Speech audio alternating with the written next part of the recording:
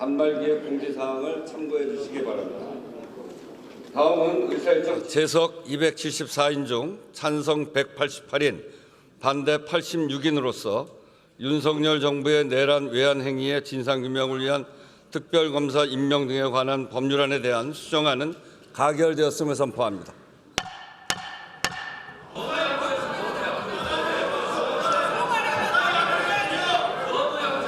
수사 대상과 관련해서는 민주당 안은 1호부터 11호까지 수사 대상이 언급되어 있는데요.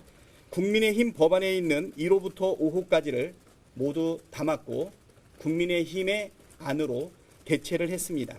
이 정도면 사실상 국민의힘 쪽의 주장을 전폭 수용한 아니고 합의안이라고 해도 무방할 정도입니다. 우리로서는 최대한 요 정도까지는 양보할 수 있다라고 해서 법안을 만들었는데 주고받자. 우리가 하나 빼주면 너들도 하나 받아라. 양보해라. 이런 식으로 이제 협상을 하자 그래서 그런 협상은 할 필요가 없다. 예, 두 분 모시고 또 자세한 얘기 나눠보도록 하겠습니다. 송영훈 전 국민의힘 대변인, 박창환 장한대 특임교수 나오셨습니다. 예, 안녕하십니까?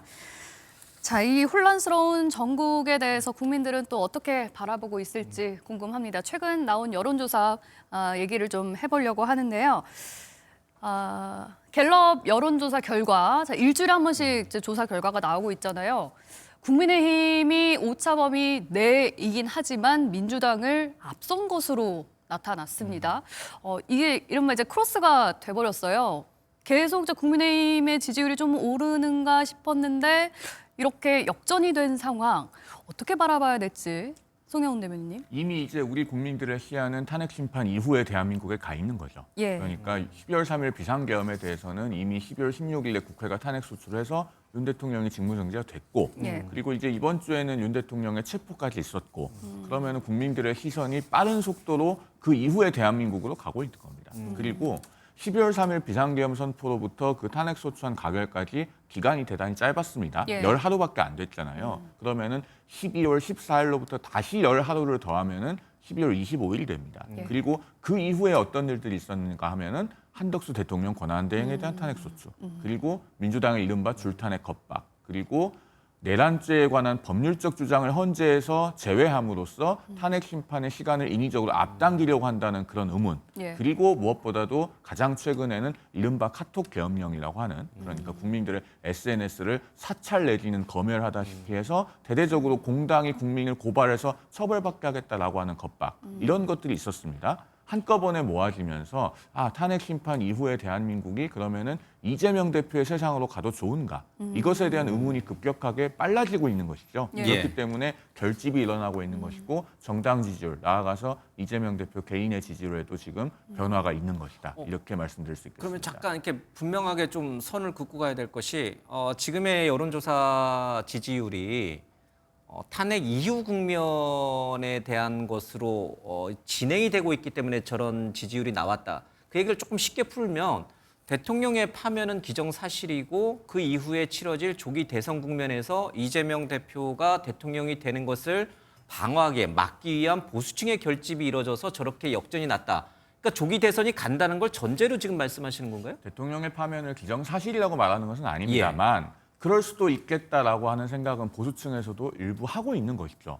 그러면서 그럼 앞으로 어떤 세상이 펼쳐질 것인가를 심각하게 생각을 해보니 이재명 대표가 주도권을 잡고 가는 세상은 이렇게 국민이 민생을 어려움을 겪든 말든 권한대행을 탄핵해서 줄탄핵을 하겠다고 하고 그러면서 결국에는 이재명 대표 혼자만의 이익이 국민보다 우선시되는 것이 너무나 적나라하게 드러나고 있지 않습니까? 결국은 그런 것에 대한 반감, 반작용이 지지율로 나타나고 있는 것입니다. 저희가 국민의힘이 이제 반사 이익을 보고 있는 것이죠. 과거와 상당히 좀 비교를 많이 하게 되잖아요. 특히 이제 이번 탄핵 전국을 이제 과거의 박근혜 전 대통령 탄핵 전국과 좀 비교를 많이 하고는 있는데 그 당시와 상황이 너무 많이 다르다. 그런데 그 이유는 민주당의 최근에 그 독주 체제 또 이재명 대표는 안 된다. 만약에 조기 대선으로 가더라도 이재명만큼은 안 된다라는 이유로 보수층이 결집을 해서인 건지 그 양상이 다른 이유는 교수님께서 뭐라고 보세요? 저는 뭐 보수층의 학습 효과가 나타난 거다 이렇게 보고 있습니다. 예.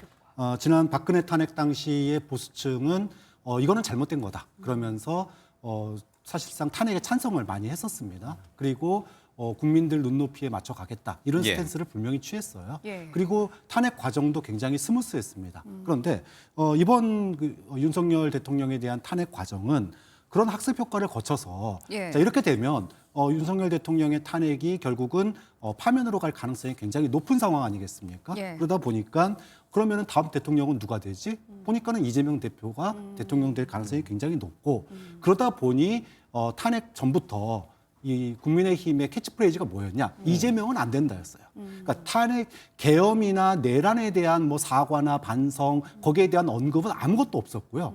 뭐 무조건 그냥 이재명은 안 된다. 이거 현수막 붙이는 거 얼마나 중요하게 여겼습니까?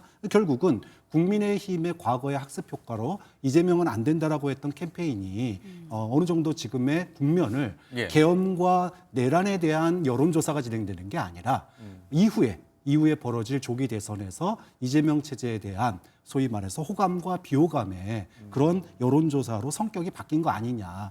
물론 이번 여론조사가 특히나 보수층의 과표집이 유독 두드러지거든요. 최근에 여론조사에서 예. 그렇게 본다면 윤석열 대통령이 농성을 그러니까 소위 말해서 체포영장을 거부하며 농성을 벌이고 있는 것에 대해서 도대체 지난 한 달 동안 뭐 했냐. 이런 중도층과 또 진보층의 어떤 뭐라 그럴까요? 좀 실망감 이런 것도 있었고 그리고 공공기관의 충돌이라고 하는 것은 아무래도 국민들에게는 불안감도 나타내는 요소도 있거든요. 좀 그런 측면들을 본다면 지금의 이 보수의 결집 현상 이 부분은 이재명 대표에 대한 호불호의 영향 그리고 보수의 과표집 이런 것들이 종합적으로 나타난 거 아닌가 이렇게 보고 있습니다. 그러면 오늘 대통령의 구속 여부가 지지율에도 영향을 주게 되나요? 만약에 오늘 구속됐을 경우 아니면 또는 구속이 기각이 돼서 한남동 관저로 돌아갈 경우에 지지율은 어떻게 예상이 됩니까? 그래도 우리가 과거의 그 지지율을 여론조사를 보면 예.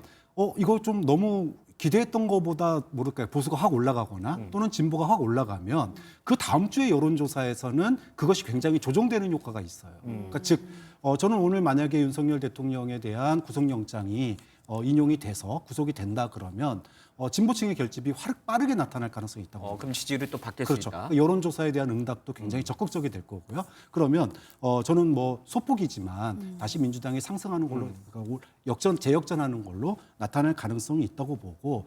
근데 결국은 이런 부분은 지금 지형이 빠르게 바뀌고 있다는 거예요. 정치의 지형이.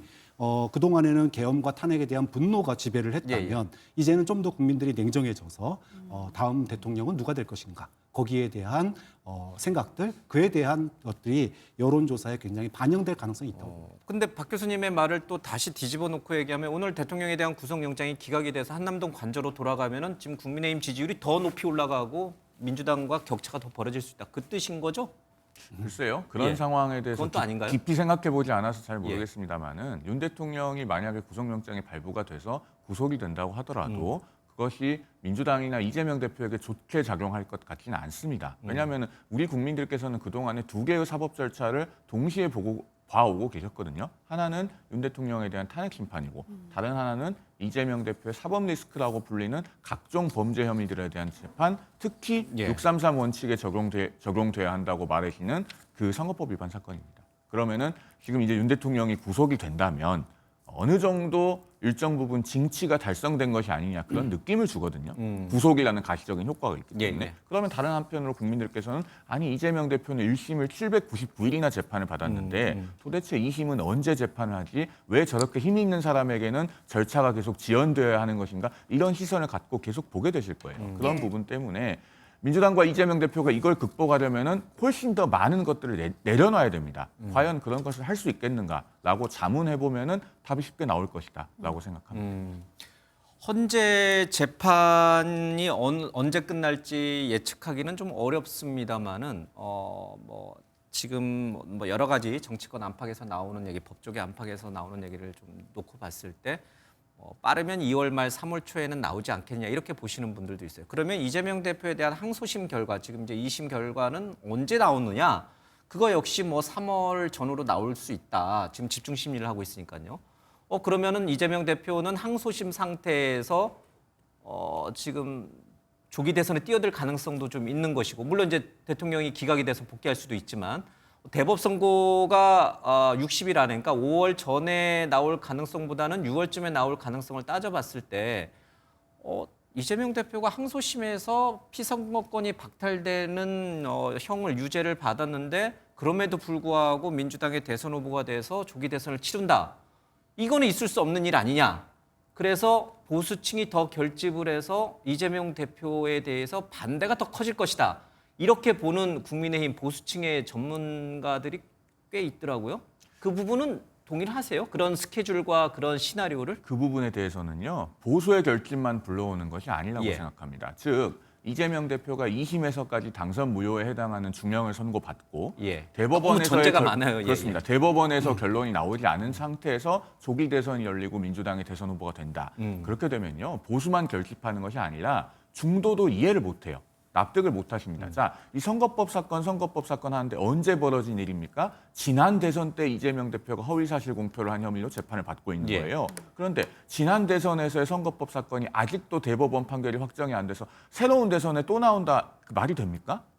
대선에서 벌어진 일인데 다음 대선 때까지 판결이 확정이 안 돼요. 이건 중도층도 납득하지 못할 만한 일입니다. 이 선거법의 633 원칙이라고 하는 게요. 언제부터 있었냐면 통합선거법 이전에 국회의원 선거법에서는 1991년 12월 말에 들어왔고요. 대통령 선거법에서는 1992년 11월에 이 조항이 들어옵니다. 14대 대선 때부터 있었던 30년이 넘는 우리 법의 일관된 원칙이에요. 왜 이재명 대표에게는 이런 원칙이 지켜지지 않는가에 대해서 많은 국민들께서 지금 의문을 갖고 보고 계시다. 이런 말씀드립니다. 예. 예. 뭐 저도 핵심적으로 보수의 결집만 일어나는 건 아니다. 반대로 이거는 역작용으로 진보의 결집도 일어납니다. 그러니까 지금 제가 얘기하고 싶은 거는 탄핵은 탄핵이고 이재명 대표의 재판은 재판이고 하지만 선거는 선거라는 거예요. 다 세계가 각각이다? 그렇죠. 이것이 물론 상호작용을 일으키긴 하지만 어느 것이 결정적으로 영향을 미친다 보기는 어렵다고 봅니다. 예. 그렇기 때문에 지금은 이제 탄핵에 대한 여론조사가 그동안에 일방적으로 진행돼 왔다면 지금은 이재명 대표의 재판까지 즉 중도가 냉정하게 양쪽을 바라보고 있는 시각이다 이렇게 볼 수 있고요. 이것이 이제 또 선거 국면으로 가게 되면 또 달라집니다. 선거 국면으로 가게 되면 이재명 대표에 대해서 과연 이재명 대표의 재판은 그냥 넘어가는 거냐 뭐 이런 얘기가 나오는 시기가 또 지나가게 되면 어떤 일이 벌어지냐 하면은 그러면은 상대적으로 바라보게 되는 거예요. 국민의힘이 이제까지 어떤 일을 했는지 예. 즉 국민의힘이 국민의 눈높이에 맞는 그런 대선 후보와 그런 지난 탄핵 심판에 있어가지고 그런 행동을 했는지 아니면 소위 극우의 영향력에 휘둘려가지고 태극기 부대의 영향력에 휘둘리는 그런 한쪽의 주장만 했는지 이것까지 같이 판단하게 된다는 겁니다. 그렇기 때문에 제가 앞서서 얘기했던 것처럼 탄핵은 탄핵이고 재판은 재판이고 선거는 선거다. 이것이 자연스럽게 유기적으로 연결되지는 않을 가능성이 좀 굉장히 높다고 봐요.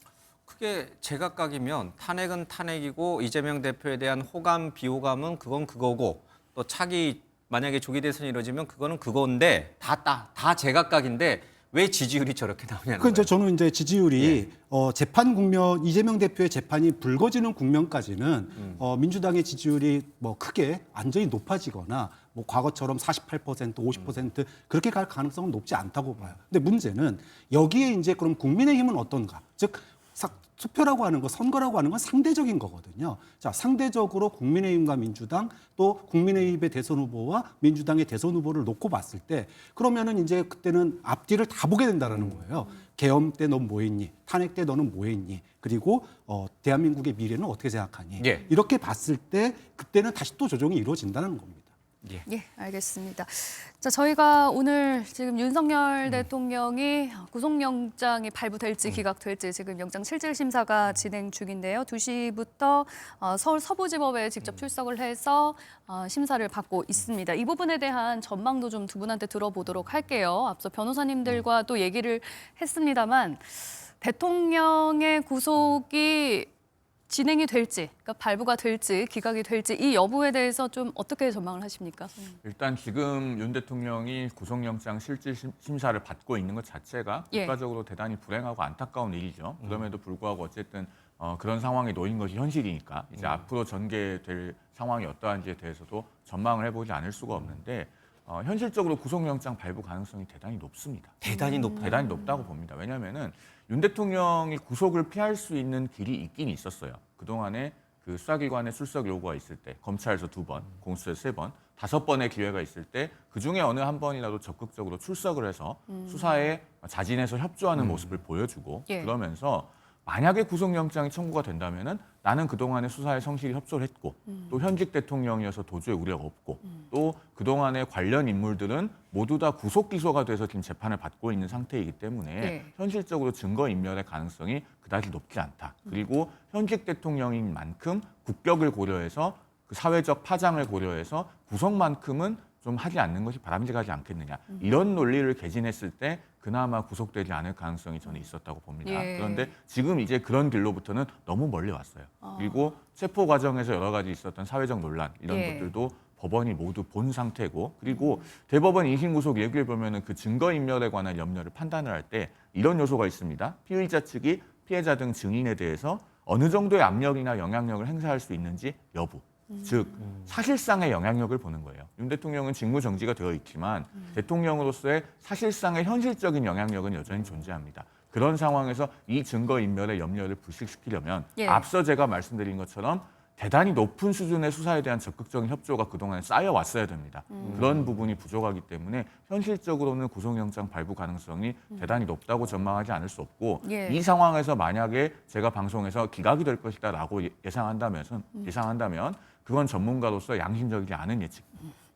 앞에서 기각이 될 수 있다라는 전망을 세게 발언해 해주시기도 주셨는데. 했습니다만, 예, 교수님께서도 발부될 거라고 보십니까? 뭐 사법 정의가 살아 있으려면 당연히 발부돼야죠. 어떤 피의자가 수사도 거부하고 영장도 거부하고 공권력을 동원해 가지고 그 영장을 물리적으로 막았고 또 심지어는 구치소에 있는 상태에서도 수사를 거부하고 있는 상황입니다. 자, 이런 상태에서 불구속인 상태로 수사가 진행될 수 있겠습니까? 사실상 굉장히 어렵다. 그렇기 때문에 예. 강제 구인 상태에서 수사를 통한 기소로 이어질 수밖에 없는 그런 사법적인 판단이 나오는 게 너무나 정상적이고 상식적인 판단이다. 그렇게 보는 거죠. 근데 이게 예. 참 예단하기 어렵습니다. 지금 이제 보통 앞서 이제 변호사 두 분하고 얘기할 때는 이제 일반인 같은 경우는 구속영장 실질 심사가 보통 이제 10분에서 20분이면 끝난다 그러는데 지금 2시간 30분이 지났어요. 또 우리 취재 기자들 얘기를 들어보면은 더 길어질 것 같다. 그래서 대통령이 언제쯤 서울 서부지법에서 나올지 이제 그 부분을 예측하기 어렵다. 이제 이런 얘기가 지금 현장 기자들을 통해서 좀 들어오고 있습니다. 이게 길어진다는 얘기는 판사가 공수처 쪽에서 제시한 구속 사유 뭐 150쪽이라는 막대한 양도 있지만 판사가 양쪽의 얘기를 충분히 듣고선 고민이 깊어지고 있다. 이제 이런 뜻도 좀 되는 거 아닌가요? 절차적인 정당성을 확보하기 위한 예. 측면이 가장 크다고 보여집니다. 지금 이 현직 대통령에 대한 헌정사상 소유의 구속영장 실질심사는 그만큼 사회적으로 관심도가 높고 대단히 엄중한 사안이기 때문에 예. 법원으로서도 특히 피의자 측에 대해서 최대한의 방어권을 보장했다는 점을 보여줘야 됩니다. 그렇기 때문에 대통령의 변호인단이 어떤 주장, 어떤 변론을 하더라도 그 부분에 대해서 충분한 시간을 두고 재판부가 경청할 가능성이 대단히 높다. 이렇게 보여집니다. 사실 네. 그 대통령의 변호인단뿐만 아니라 지금 탄핵심판 대리인단도 헌법재판소에서 대단히 장시간의 변론을 하고 있는 편이거든요. 예. 저는 대통령 변호인단의 전략도 그 부분으로부터 크게 다르지 않을 거라고 생각이 되고요. 특히 또 윤 대통령 본인이 오늘 출석을 하지 않았습니까? 예. 그러면 대통령 본인께서 그 자리에서 준비해온 말씀들도 있을 거예요. 그런 부분에 대해서도 아마 법원이 그 대통령에 대한 예우 차원에서라도 예. 충분히 지금 경청을 하고 있을 것으로 생각됩니다. 예, 오늘이 아무래도 주말이다 보니까 이 주말에 영장 실질 심사가 열리게 돼서 영장 전담 판사가 아니라 이제 당직 판사가 또 이제 심사를 하게 된다고 하더라고요. 이 부분은 뭐 결과에 영향을 미칠 수 있습니까? 결과에 큰 영향은 없을 것으로 보고 오히려 이 구속영장 실질심사의 결과에 대한 논란을 잠재우는 데에는 더 도움이 될 걸로 봅니다. 왜냐하면 아시다시피 서울 서부지방법원에 영장 전담 부장판사가 2분이 계십니다. 예. 그리고 그 2분이 각각 1차 체포영장과 2차 체포영장을 예, 예. 이미 윤 대통령에 대해서 발부를 했던 적이 있죠. 그래서 예. 그 2분 중에 어느 한 분이 담당을 한다면은 이미 사건에 대한 선입견이 있는 것이 아니냐 예. 이런 논란이 있을 수 있기 때문에 예, 윤석열 대통령이 이번에도 구속적부심 청구할 가능성도 있다고 보세요? 뭐 저는 있다고 봅니다. 그러니까 지금 사실상 보면은 영장 전담 판사가 아닌 당직 판사가 했음에도 불구하고 구속영장이 발부가 된다 그러면 지난번 체포영장 당시에도 거기에 대해서 반발을 하면서 중앙지법에 적부심 신청을 했었잖아요. 예, 예. 이번에도 할 수 있는 모든 것을 다 할 거다. 그렇게 보면 영장 발부가 되면 바로 적부심 신청을 다른 법원에 낼 가능성이 굉장히 높다고 봅니다. 결과는 이제 오늘 밤 내지는 내일 오전, 내일 새벽에 나올 가능성이 있는데 뭐 시나리오는 두 개입니다. 하나는 이제 기각이 돼서 서울구치소에서 이제 나와서 한남동 관저로 돌아가는 경우가 있고, 하나는 구속이 돼서 서울구치소에서 대기하다가 바로 이제 구속 상태로 이제 전환하는 경우인데, 한남동 관저로 가게 되면 불구속 상태에서 공수처가 검찰에다 넘겨서 수사를 넘겨서 검찰이 기소를 하게 되는 절차를 받나요? 그러면 재판을 한남동 관저에 있으면서 재판을 받게 되는 건가요? 일단 만약에 석방이 돼서 예. 불구속 상태에 놓이게 되면은 공수처가 아마 조금 더 보강 수사를 하겠죠. 바로 검찰에 넘겨야 될 만한 어떤 그 기한이 없기 때문에. 예, 왜냐하면 예. 지금 구속이 되면은 결국 구속 기한 20일 내에 기소를 해야 되고, 공수처는 대통령에 대한 기소권이 없습니다. 예. 그렇기 때문에 검찰로 기한 안에 넘겨야 되는 것인데, 그 부분이 사라지기 때문에 아마 지금까지 공수처가 보여온 조직 논리를 감안하면 대통령에 대해서 상당 기간 더 보강 수사, 그러니까 직접 불러서 조사하는 것은 하지 못하더라도 다른 주변적인 증거를 더 수집해서 구속영장 재청구까지 나가지 않겠는가, 이렇게 보여집니다. 다만 저는 앞서도 말씀드렸듯이 현실적으로 지금 구속영장 기각 가능성이 그렇게 높다고 보진 않습니다. 근데 그러면 이제 다른 두 번째 시나리오, 구속이 됐을 경우에 그러면 서울구치소에 다시 대통령은 이제 가 있는 거죠, 구속 상태가 돼서. 그렇죠. 근데 이번에 체포영장이 집행된 이후에도 대통령 공수처 수사에 불응을 했어요. 안 나갔어요, 서울구치소. 그러면 구속 상태에서도 안 나가면 공수처는 강제로 대통령을 데려와서 수사 사무실에 앉힐 수 있느냐. 강제로 인기해와서 조사실에 오게 하는 것은 가능하죠. 그것은 대법원 판례가 있습니다. 2013년 7월에 나온 대법원 결정이 예. 있어서요. 그 구속영장의 효력이 수사기관이 그 구금되어 있는 장소로부터 피의자를 조사할 수 있는 장소까지 인치할 수 있는 효력을까지 미친다고 봅니다. 대법원 판례가 있어서 할 수는 있는데, 다만 그게 무슨 실익이 있느냐라는 그러니까요. 측면에서 가서 또 의문이 있죠. 묵비권 행사하면. 어차피 진술 거부권을 예. 행사할 것이기 때문에 저는 추가적인 조사를 공수처가 굳이 시도를 할지에 대해서도 여전히 의문을 갖고 그러니까 있습니다. 그런 점들을 고려해 볼 경우에는 물론 이제 판사가 결정할 일입니다만 구속시켜도 수사에 별 실익이 없다, 이렇게 판단할 수도 있는 거 아니에요? 물론 뭐 그렇게 볼 수도 있습니다. 예. 그런데 문제는 윤석열 대통령이 구속되지 않고 나왔을 때, 소위 말해서 석방됐을 때 재범의 가능성, 그다음에 증거 재범이란 뭘 말하는 겁니까? 그러니까 제2 지금- 계엄을 또 해요? 아니요. 그건 안 되잖아요. 제2의 계엄, 제3의 계엄 얘기하는 게 아니고요. 예. 그러니까 지금 그 지난 영장의 집행을 둘러싼 사법부의 어떤 그 판결, 여기에 대해서 부정하는 모습을 보였잖아요. 그에 따른 선전과 선동에 대해서 야당은 거기에 대해서 내란 선전 선동이다, 사법 질서를 갖다 부정하는 거다, 이렇게 됐는데, 그 부분이 굉장히 노골화되고 또 그것이 결국은 사법부에 대한 공격으로 이어질 가능성이 있기 때문에 이 부분까지, 이런 실질적인 효과, 즉 대통령이 가지고 있는 위상과 역할이라고 하는 측면에서 아무리 직무가 정지됐더라도 지속적인 메시지를 통한 소위 사법기관의 불법 수사다, 이런 주장이 결국은 국가의 안정성을 해친다라고 하는 관점을 보면, 즉 사안의 중대성을 보면 예. 결국은 이것 또한 구속의 사유가 될 가능성이 좀 굉장히 높다고 보는 거죠. 그런 측면에서 단순하게 수사에 응하냐 안 응하냐만은 가지고 저는 구속 여부가 결정되는 건 아니라고 봅니다. 예. 지금 정치권 이제 국회에서는 내란 특검 가지고 또 시끄럽잖아요. 어제 이제 민주당에서 야당 주도로 법안을 넘기기는 했습니다만 국민의힘은 또 협상이 되지 않았고, 그런데 이 특검과 관련해서 만약에 특검이 통과되고 생기더라도 이게 과연 효과가 있을 것인가, 무용론도 나오고 있거든요. 만약에 이제 윤석열 대통령이 구속이 된다면 20일 동안 수사를 하고 이제 기소가 될 텐데, 특검이 만들어지려면 또 한 달 가까이 걸리기 때문에 이미 재판에 들어가 있는 상황에서 특검이 또 움직이게 되는 거 아니냐, 효과가 있는 것이냐, 이런 얘기가 있어요. 말씀하시는 것처럼 바로 그 부분 때문에 특검의 효용이 상당히 의문시되죠. 결국에는 예. 특검이 할 수 있는 유의미한 일이라고 하면은 이미 검찰이 기소해 놓은 사건, 그리고 군 검찰이 중앙지역군사법원에 그 기소된 사건에 대해서 가져와서 통합적으로 공소유지하는 것 말고는 큰 효용이 예. 없습니다. 그러면 이런 특검을 굳이 왜 해야 되느냐라는 비판도 제기되고 있는데, 그 타당성이 없다고 할 수가 없죠. 즉 그런 측면에서 이번에 인지 사건에 대한 조항이 들어가냐 안 들어가냐 굉장히 중요해요. 예. 사실은 노상원 전 정보사령관 같은 경우에 우리가 몰랐던 내용들이잖아요. 우리가 눈으로 본 거는 국회와 선관위 난입한 것만 봤지 그 뒤에서 정말로 선관위에 대해서 그런 식으로 조사하고 뭐 고문까지 생각하는 예. 그런 거 생각해 본 적도 없고 또 북한에 대한 도발을 유도를 하는 것도 생각해 본 적이 없었어요. 그러면 앞으로 특검이 만약에 출범되지 않으면 예. 이런 소위 말해서 새로운 밝혀지지 않은 실체적 진실을 밝히는 과정이 사라지게 된다는 점에서 특검이 이런 실체적 진실에 꼭 필요한 하나의 관문이 될 수밖에 없다. 그럼에도 출범을 해야 한다. 그렇죠. 윤석열 대통령에 대한 직접 조사뿐만 아니라 예. 소위 내란 주요 종사자들이 이들 말고 또 없는지 그 부분에 대한 조사도 특검 통해서 실질적 진실을 가는 과정에 굉장히 중요한 문제라고 봅니다. 근데 여야가 뭐 합의해서 만들 수 있을까요? 지금 상황에서 일단은요. 합의점이 있습니까?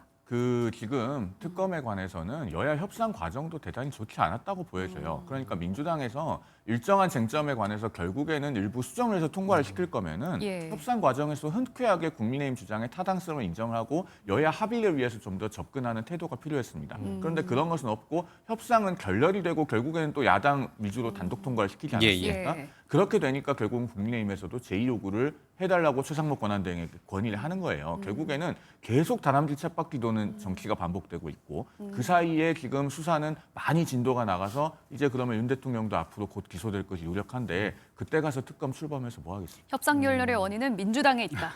그러니까 찻대고 폿대고 했는데 이제는 마하고 상도떼져요.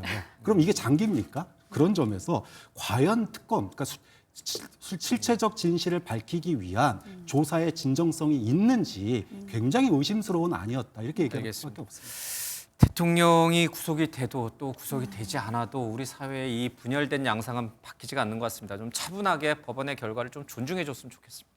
예. 네, 뉴스와이드 여기서 마치도록 하겠습니다. 시청해주신 여러분 고맙습니다.